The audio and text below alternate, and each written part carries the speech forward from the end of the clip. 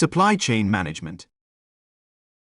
Supply chain management improves the coordination and relationship between suppliers, producers, and customers. It must be kept at a high level of organization to be successful in today's global economy. Goods and services are now pieced together from all over the world, and this process can be hectic and complicated if not managed correctly. With supply chain management, your company and employees will be on target to lower costs, improving efficiency, and increase customer satisfaction. This course will provide your employees with the understanding of how supply chain management can improve and help almost any type of business. Research has consistently demonstrated that when clear goals are associated with learning, it occurs more easily and rapidly. At the end of this course, participants should be able to identify how supply chain management relates to customer satisfaction, improving performance, lowering costs, and product development. Understand the levels of supply chain management and their effects. Comprehend the flows of supply chain management and data warehouses. Take a look at inventory management. Study supply chain groups. Review tracking and monitoring methods. Examine supply chain event management. A satisfied customer is the best business strategy of all. Michael Leboeuf. Imagine this. An entrepreneur has an idea for providing affordable organic linens to a national discount chain. But how will she get her product from a factory in South America to customers in the Midwest, who will shop at one of the chain stores? What processes are involved? Who will perform what functions? What about financing and shipping? What will she need to do to ensure satisfied customers? These are the questions answered through supply chain management. So then, what exactly is supply chain management? It is the management of interconnected businesses involved in providing goods or services to consumers. Supply chain management involves the finances, logistics, and delivery of products or services and requires integrated behavior and cooperation among the chain's firms to be successful. Customer satisfaction is a consequence of supply chain management that reflects the value created by the supply chain firms. It comes through delivering value of what is perceived by the customer as important, not the firm members. Customer satisfaction influences purchasing behavior, customer loyalty, and also serves as an indicator of the supply chain's collaborative success at creating a differential advantage. The differential advantage is what sets the chain apart from its competitors. In this topic, let's look further at how we can create value and promote high levels of customer satisfaction. Some decades ago, leadership and management experts Peter F. Drucker and Stephen R. Covey contributed significantly to the field of performance management. Their ideas created new ways in which organizations both for and non-profit functioned, and they also set new standards for measuring both personal and professional success. Performance management is the system of activities involved in measuring and ensuring goals are met for individuals, departments, and organizations. Performance improvement is the concept of measuring processes or procedures and the changes made to improve the effectiveness of those processes or procedures. Performance improvement is a management approach. Because of the globalization of business and the rapid changes in today's marketplace, an important aspect of the supply management puzzle is how to continually improve performance. After assessing their environment, a supply chain manager might realize that they need to develop a low-cost strategy. In this case, the primary focus of this chain would be cost control. The output or end product is a major consideration in lowering cost. The gross margin, price of goods minus their costs, has to sufficiently cover overhead to turn a profit. Additionally, for cost-lowering strategies to be effective, the supply chain must lower its costs without compromising the value or quality of the end product. Cost control might entail making some tasks routine, producing standard products, practicing economies of scale, trimming or reducing budgets, implementing process engineering.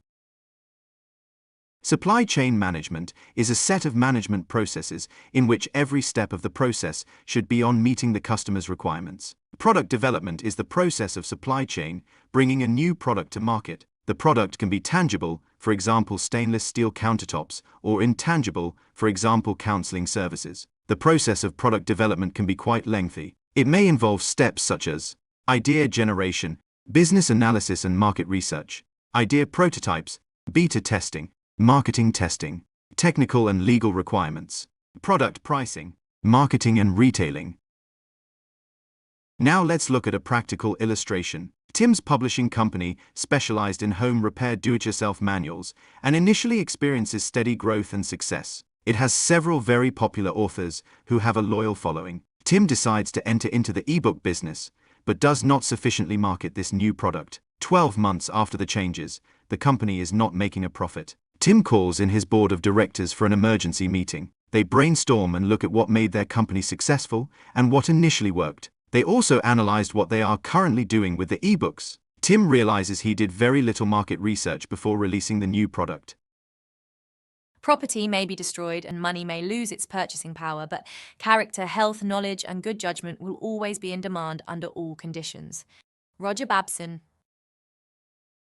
Sometimes, purchasing, procurement, materials management, logistics, materials management, and supply chain management are used interchangeably. These essential activities are how organizations obtain and deliver materials. They relate not only to a company's cost reduction strategies, but also to its return on capital investment, ROCI. For an organization to operate at optimum efficiency, supply management and procurement need to be clearly defined activities. This module will cover key terms related to supply chains.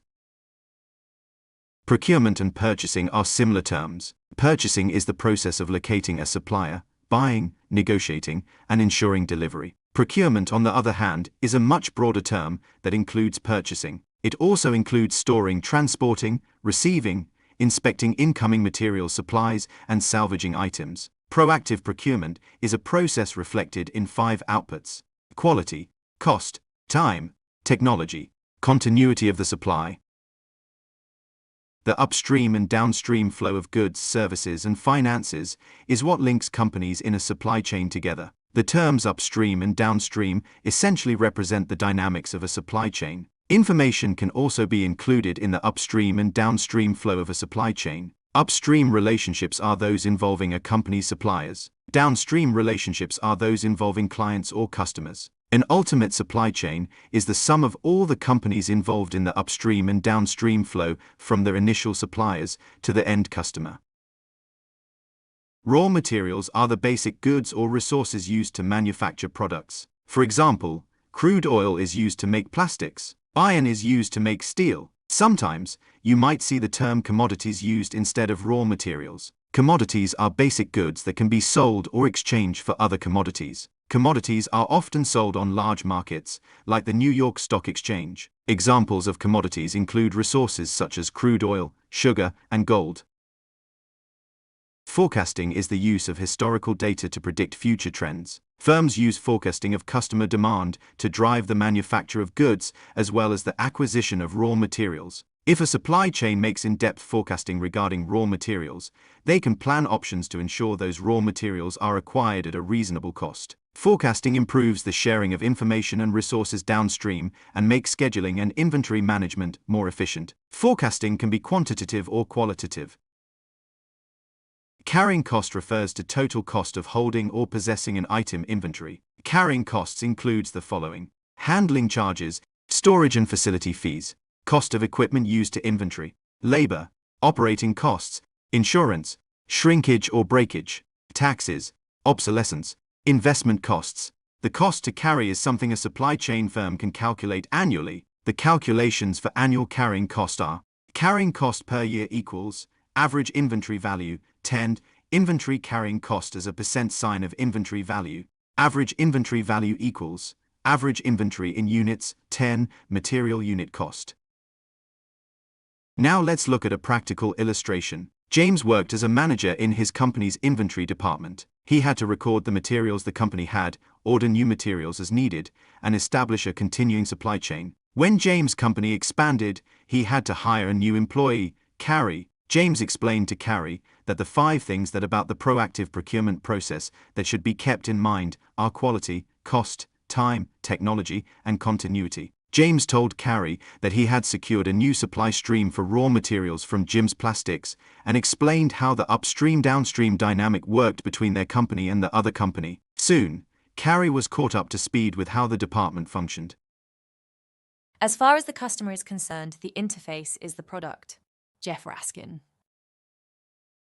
In this module, we will look more closely at the concept of inventory control and more key terms in supply chain management. What does inventory entail? What are some important aspects of meeting the customer's demands for products and services? Lastly, how can supply chain firms effectively handle returns despite the number of organizations that may be involved? The supply chain inventories are the commercial items being held for sale. Inventories also include the items used in the manufacturing of other products. The inventories in a particular supply chain can be as diverse as the firms in the chain. Inventory control involves the management of these items and should include determining carrying costs. Inventory drives purchasing decisions, and high inventories sometimes relate to inflation. The topic of supply chain inventory can be broken into 4 categories. Inventory costs, which we have already discussed. Inventory types, inventory function, management of supply chain inventories. Order generation is essentially the process of obtaining customer business for specific products or services. Order generation may require a number of departments within a supply firm: sales, marketing, product development, technical support, project management, research and development, merchandising, and customer service. A supply firm can request customers' business through various means: direct sales, unsolicited and solicited proposals, and quotes. Once the customer recognizes a need and takes action to acquire the product or service, the order is generated. Customer orders can be taken a variety of ways once the need has been established and pricing negotiated. Some common ways of taking orders include direct purchase order or sales orders via face-to-face sales, phone orders, blank purchase order cards, internet sales, and online orders. In some cases, a contract may be drawn. When a contract is not drawn, the buyer may detail specifics regarding the need and make a request or invitation for bid (RFB), IFB, request for proposal (RFP), or request for quotation (RFQ). Basic order taking information should include at least 8 items: 1. Date, 2. Number, identification, 3. Originator, 4. Account, S, to be charged, 5. Item description, 6. Date service or item needed or will be shipped, 7. Special shipping or delivery instructions, 8. Signature or sales authorization. Order fulfillment, broadly speaking, is the process from the point of sale to when the order is finally delivered to the customer. In particular, however, order fulfillment in the supply chain is a process involving at least 4 physical activities. 1. Acquiring the item from inventory, purchase, or production. 2. Preparing the item for shipping. 3. Scheduling the shipment of the item. 4. Preparing shipping documentation. Effective and thorough order fulfillment allows a firm or customer to easily track the order once an order is shipped. One way a supply firm can provide its customers good service is by providing order status reports on the orders it fills, by tracking orders, and communicating the information to the customer on a timely basis. Supply chain order processing should have plans for managing returns of faulty products or failed services. Returns management or cancellation policies protect both the supplier and customer. Cancellation and return terms should be established before the order is placed. Logistics of returns vary from industry to industry and according to the product. Some companies employ a returns management system, which generates a number for identification and tracking purposes. In the case of a service, returns may be a little more difficult to manage. However, some policy should be established for cancellations, malpractice, or failure to provide the contracted service. Now let's look at a practical illustration. Karen and Bob are co-owners of a company that create customized cell phone cases that can be ordered online. Since the introduction of smartphones, their sales have quadrupled. They are not having difficulty in keeping up with the demand. Their ordering system used to involve representatives working directly with buyers at various department and specialty stores, who would fax orders or place the orders online. Karen has noticed some issues in their company. Online orders have to be verified before they are filled, which sometimes takes 1-2 days. Another issue is one of their suppliers is sometimes slow in getting the raw plastic to them for the cases. Do the difficult things while they are easy, and do the great things while they are small. A journey of 1,000 miles must begin with a single step. Lao Tzu.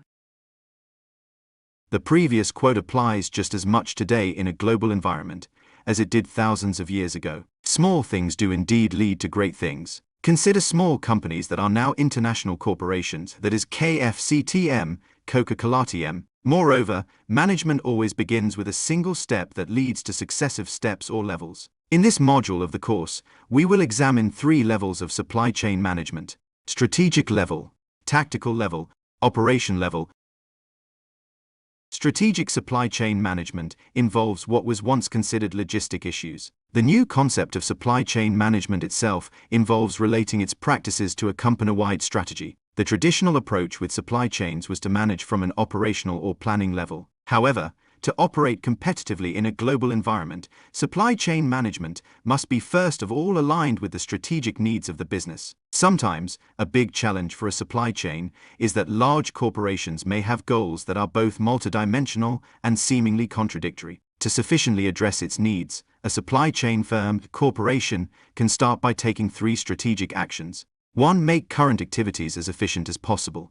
2. Manage the risks of current activities. 3. Develop an internal capacity for learning, adaptation, and innovation. The tactical level of supply chain management is very similar to the strategic level. It relates to logistics and is about how to deploy activities. While the strategy is a mindset, the tactic is the go-to-market decision or determination of which tools a firm will use. It is how the suppliers meet their capabilities to a supply chain firm's needs. On the tactical level, the decisions also include factors such as will the supply chain do face-to-face negotiations or online orders? Will a firm issue a RFP, or will goods be purchased through an auction? Will they outsource? These are only some tactical questions. There are many.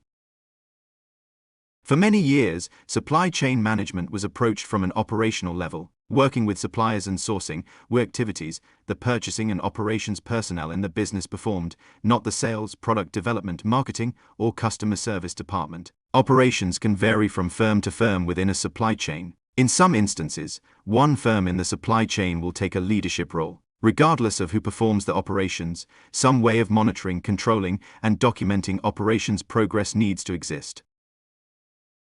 The bullwhip effect is a phenomenon that occurs when firms in supply chains fail to accurately estimate demand. To minimize trucking costs or simply to meet a phantom customer demand, firms may place full truckload orders and overstock inventory. Their effect creates a cascade on inaccurate information. The supplier may interpret the firm's large orders as a sign to either carry additional inventory or increase lead times. The overall effect is inventory levels in the supply chain increase, and the supply chain becomes bloated with this excess inventory that's been created to meet a fictitious customer demand.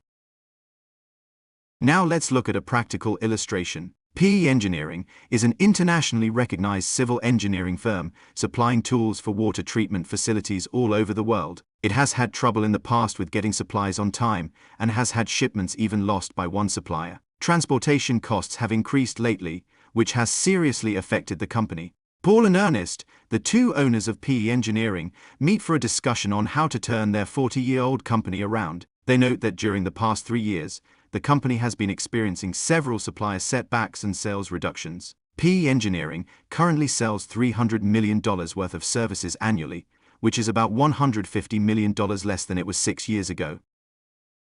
Management, above all, is a practice where art, science, and craft meet. Henry Mintzberg. The supply chain has 3 levels of management. It also has 5 stages in which goods, services, or products cycle through the pipeline. Supply chain managers need an understanding of these stages to effectively plan and to assist with determining critical paths in the operation of a chain's firm. The 5 stages are: 1. Plan, 2. Source, 3. Make, 4. Deliver, 5. Return. The plan is the strategy used in supply chain management. Planning helps managers to determine where to allocate funds and efforts for the firm's facilities, materials, and services. In particular, future construction or production requires competent planning to acquire raw materials or components that may be in demand or limited supply. The actual planning process should begin from information obtained from forecasts, sales, production, and economic. The supply manager should use these forecasts to estimate material needs, and then break the estimates down into monthly, quarterly, or industry-specific time period. The estimates should be related directly to trends and materials and adjusted accordingly. Another way to plan is to base materials on the analysis of a buyer or special project. Source relates to how the firm chooses a supplier. Sourcing is another term for purchasing. Successful sourcing in a supply chain should be driven by a strategic policy instead of tactical approach. A strategic approach allows the supply chain manager to develop a roadmap with the supplier in providing the necessary materials and products. Strategic sourcing has 5 stages. 1. Discovery, finding potential suppliers. 2. Evaluation, determining who to do business with. 3. Selection, choosing the right supplier, through competitive bidding, negotiation, or both. 4. Development, two-way effort to refine relationships and cultivate optimal supply chain service. 5. Management, ongoing analysis and supervision of the supplier's ability to meet negotiated responsibilities. Make is the manufacturing step. In this stage, the decision of whether to make or buy is always a critical step in any organization. This strategic decision can influence the entire operations of business. On a tactical level, whether to make depends usually on two factors: the total cost of ownership and their ability to produce the item. This stage involves the most metrics. In the past, large companies traditionally would opt for making products in-house, which they branded. Now, outsourcing has become the trend for many large corporations. The key question is how much value will making a product add as a percentage of final product or service cost. Deliver is the stage in which the supplier provides their agreed-upon goods or services. Some people also call this step the logistics step because it is where decisions are made about how to coordinate receipt of items by the customer, how to warehouse products, how to select transporters for shipments, and invoice customers for payment. At this point, customer satisfaction greatly depends on the efficiency and reliability of the delivery system. This stage is where the supplier's performance is heavily evaluated. Did they deliver? Delivery systems can vary from firm to firm, but in supply chains, an integrated system works the best. In some cases, multiple departments within one firm may even be involved. Return is a complex part of supply chain management because it deals with how to return defective items or goods. The problem is that companies have varied policies, and integrating within a chain's network can be quite challenging. Suppliers have to create a responsive and flexible system for receiving defective or excess products back from their customers in the supply chain. Moreover, supply chain managers must be proactive and diligent when supporting customers who have problems with products.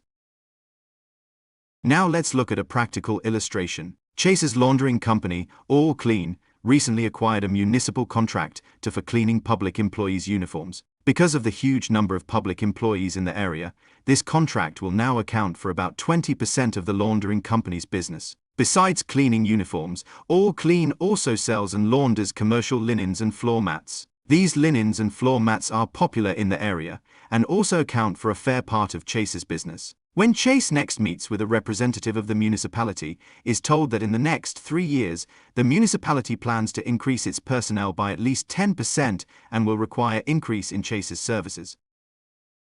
Persistence prevails like a stream that is temporarily blocked by boulders and then collects force enough to overflow onward. Vernon Howard.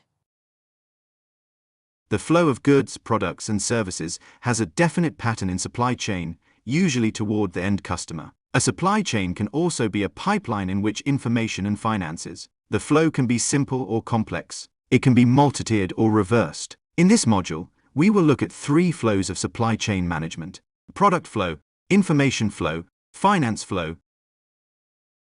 The product flow in supply chain management involves the conveyance of goods, products, and services from the supplier to the customer. This process also includes all back-end processes as well as returns. Sometimes returns are also grouped as an activity under reverse supply chains. The product flow can be one of the following: basic supply chain, extended supply chain, ultimate supply chain. Basic supply and extended supply are quite simple and linear. They essentially include a supplier S, a focal firm, and customer S. However, ultimate supply chains are more complex and are more like networks rather than pipelines. In addition to the same groups that basic chains have, they also include third-party firms and all other entities from the initial supplier to the end customer. The information flow involves the conveyance of information throughout the supply chain. This process includes the flow of information on orders and the status of deliveries. It includes information such as forecasting and metrics. It may also include information used for improving the knowledge base in a firm or for learning purposes and other systems. The information flow is an important process in the supply chain because information, whether qualitative or quantitative, drives every decision made. The financial flow consists of any factors related to money flowing through a supply chain. This process flow includes credit terms, payment schedules, and consignment and title ownership arrangements. It includes invoicing and quotes. It may also include how returns and customer credits are issued. Data warehouses contain a collection of data, which organizations use to support management decisions. Data warehouses are important because they can provide businesses a coherent picture at a single point in time. They also provide a place to pinpoint information. Data warehouses may include processes to extract data from operating systems, as well as databases that managers can use. Databases may be stored on a server or desktop. The term data warehousing usually refers to the combination of many different databases across an enterprise. In a supply chain, data warehousing is more complicated because of the various relationships and flows that exist. Now let's look at a practical illustration. Kim is the CEO of a massive international big box retail chain, Kim's Place. This retailer sells almost everything a customer could want, as was the nature of big box retail stores. Kim had been notified that stores on the East Coast were having trouble keeping up with demand for a product that was only made on the West Coast. Orders for the product were made automatically when the product inventory was low. Kim decided to establish a constant product flow that would bring the item to the store once every 2 weeks, rather than an automated order system. The store didn't have any more problems with keeping the item in stock after that. Inventories can be managed, but people must be led. Ross Perot. Inventory management is the critical stage in supply chain management because it helps to establish inventory and sales patterns, increase working capital, and turn inventory in cash. Inventory management involves various metrics and forecasting. It also involves how firms move their inventory and maintain accurate records. Data warehousing plays a large part in successfully managing inventories in a supply chain. Inventory carrying costs are major expenditures in any business. Inventories vary according to the form and function and include raw materials, finished product, dead stock, perishables, and work-in-progress goods. Supply chain managers will need to coordinate between various departments, but especially production and customer service, to determine appropriate levels of inventory. Supply chain managers will also want to examine all relevant forecasts when setting final inventory levels. Just-in-time (JIT) inventory is a commonly used method used to manage inventory levels and production. In this scenario, items are produced right before they are needed for the next step in a process. Items are not produced ahead of time and kept in inventory for a long period of time. JIT production greatly reduces costs and in-process inventory. To keep inventory at appropriate levels and ensure customer satisfaction, supply chains must maintain accurate records. In most cases, 95% accuracy or better is recommended. Accurate record keeping helps firms plan, control, and organize inventory so the right products are ordered to meet customer demand. Accurate record keeping also helps firms achieve economies of scale and reduce inventory costs. Supply chains should have a dedicated software and database system for maintaining accurate records. An inventory calculator measures the inventory turnover rate. Inventory calculations provide supply chain managers important data for setting inventory levels. Inventory calculators help determine the rate inventory items are sold and replaced in a specific period of time, such as a year. Inventory calculations can also help supply chain managers determine the quality of goods and set benchmarks. The calculation for inventory turnover is turnover equals cost of goods, average inventory. Managers can use the above calculation to determine the average days in inventory using the following calculation. Average days in inventory equals 365x turnover. Now let's look at a practical illustration. Carty, along with several employees, manufactures custom-made novelty bags for retailers in her small home business. Her sales are seasonal with the holiday seasons, and special promotions are the bulk of their sales. Carty also make bags specifically for customers, and some with themes from cartoon characters or recent events. Inventory management is a key piece in successful operations, and unfortunately, it's something Carty doesn't have a good handle on. The holidays are coming, and they are anticipating sales to increase 10% from last year. They sold about 1,400 bags to 12 different retailers last year, as well as 300 to individual people. Their inventory is usually 1,500 pieces, at an average cost of 25 cents per unit. Better understand than overstated. Let people be surprised that it was more than you promised and easier than you said. Jim Rohn. Supply chains are complex relationships among groups that interact to move goods, products, and services from suppliers to customers. In most instances, supply chains operate like networks rather than linear chains. Additionally, the relationships are more like partnerships in which members share risks and rewards. The types of groups involved in supply chain management include suppliers, producers, customers, customers. In this module, we look at the role of each group. The supplier in a supply chain is actually where the chain begins. The supplier provides raw materials and unfinished products that are converted into finished products and goods. The supplier can also be the beginning point of a stream of information. The supplier may also have suppliers or partners who provide raw materials. The producers are the members in a supply chain who design and manufacture the goods, services, and products. The producers work directly with suppliers and customers as well as other third-party firms, such as financiers, market research, technical consultants, delivery services, and distributors. The producers also must maintain adequate inventory levels and efficiencies in production to meet customer demand. They must ensure they produce quality products at a reasonable cost. The producers have a great responsibility within the supply chain since customers may deal directly with customers. Customers are the parties in the supply chain who purchase the products, goods, or services. A supply chain can have many customers. For instance, a producer is a customer of the supplier. Intermediate partners are customers for each other. In the supply chain, the customer's demand drives production and inventory levels. Forecasting is based on the customer sales. Customer and consumer are interchangeable terms. The consumer in supply chains choose the type and quality of purchases as well as select the appropriate suppliers. The customer's customers in a supply chain are sometimes referred to as final customers. They are the parties who purchase the final products, the consumers. For instance, the customer's customer for a producer may be a wholesaler or retailer. The customer of the retailer is the general consumer or ultimate customer. A big job of product developers and marketing is to influence the behavior of these customers.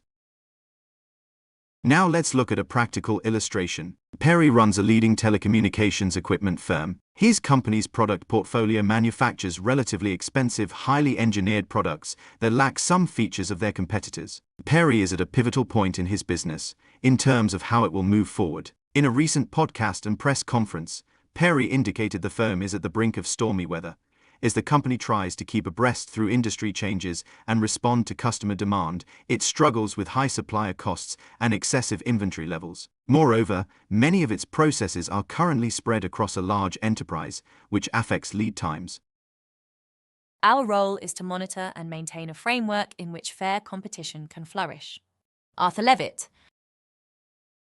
Tracking and monitoring inventory, production, and sales is important for supply chains as with any enterprise. However, with supply chains, these activities can be more complex and require a great deal of coordination. In this module, we will look at ways to track and monitor supply chain activities. Some key agents for tracking and monitoring include dashboard, RFIDs, alert generation, stock keeping unit, SKU. Dashboards help supply chain managers monitor, analyze, and manage supply chain performance. Dashboards are important management tools and provide visual real-time information. Dashboards should include details on the inventory and alerts for when inventories reach certain levels. Supply chain managers can use a dashboard to gauge the status of the supply chain and make critical decisions. The Federal Trade Commission estimates U.S. businesses lose almost $300 million in goods and inventory that's been lost or undelivered. One way to track goods through a supply chain is to use radio frequency identification, RFID, technology. The technology uses handheld computers, barcodes, scanners, and RFID tags to track inventory. Shipments are barcoded and scanned as they proceed through the chain. If a shipment becomes missing, managers can refer to information that's been uploaded to a server to trace its location. Alert generation helps prevent surprises in supply chains and improve the overall efficiency of operations by providing automatic messages or alarms. This technology may be coupled with a dashboard or some other monitoring equipment. Alert generation not only refers to the actual alert, but methods for dealing with alerts. The methods should identify levels response. The stock keeping unit, SKU, is yet another method to keep track of inventory. SKUs are numbers assigned to identify specific products. Optimally, SKUs are created from real products. However, a challenge in supply chain management is the proliferation of SKUs. After cross-checking, sometimes managers find multiple SKUs for the same product. Now let's look at a practical illustration. Aaron's prosthetics company leads the medical supply industry in producing high-quality orthopedic prosthetics. Aaron's firm has won many industry awards and is always looking for ways to improve their products and increase customer satisfaction. Aaron has recently assigned a task force to help improve its lean manufacturing techniques. The task force includes independent consultants, suppliers, product development engineers, production managers, an information technology expert, a world-renowned orthopedic surgeon, and a supply chain manager. Together they weigh the pros and cons of the various inventory monitoring systems and decide that RFID chips are the most efficient way to monitor individual prosthetic shipments. While we are not in a crisis situation, we are taking proactive steps. Lee Brown. Supply chains are complex networks with special requirements for successful operation. At any point within the chain, events can occur to upset the flow further downstream. The primary role of a supply chain manager is to not only manage, purchase, track, and monitor assets, but to understand the different problems that can occur to impede flow and prevent these. In this module, we will examine inventory alerts, supplier alerts, bottlenecking, being proactive. Inventory alerts allow the supply manager to know when inventory levels are low. As inventory reaches a minimum level, the supply manager can then decide whether to purchase additional stock or keep levels low. Inventory alerts should provide information on devices in the network as well as provide reports. The inventory reports give managers a quicker snapshot of the chain. Supplier alerts are similar to inventory alerts because they provide status information. However, supplier alerts are from the supplier and tell managers when it is time to order new inventory or when shipments may be late. Supplier alerts may come by email or some other electronic means. They are usually preset automatically to a list commonly ordered from the supplier.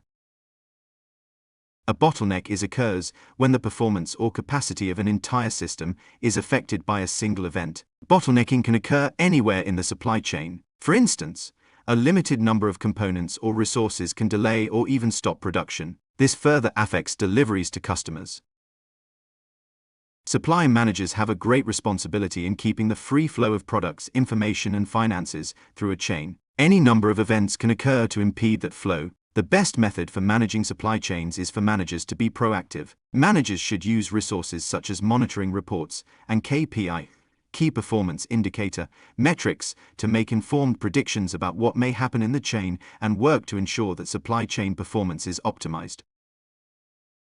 Now let's look at a practical illustration. Bluepool Corporation is the world's leading home appliance manufacturer. They had begun to lose business to competitors because of their inability to keep up with customer needs and newer technology. At one point, their sales were down 92%. Things were looking pretty bad. They had massive layoffs and were at the brink of bankruptcy. At the last minute, the board brought in a consultant, Craig, who made some turnaround suggestions. Craig begins implementing many changes, starting with an inventory alert system that will alert supply managers when the stock of a product is low. He also holds a seminar with the supply managers and encourages them to be proactive in their jobs rather than reactionary. Although this workshop is coming to a close, we hope that your journey to improve your supply chain management skills is just beginning. We wish you the best of luck on the rest of your travels. An organization's ability to learn and translate that learning into action rapidly is the ultimate competitive advantage. Jack Welch. Business, more than any other occupation, is a continual dealing with the future. It is a continual calculation and instinctive exercise in foresight. Henry R. Lewis. Checking the results of a decision against its expectations shows executives what their strengths are, where they need to improve, and where they lack knowledge or information. Peter Drucker.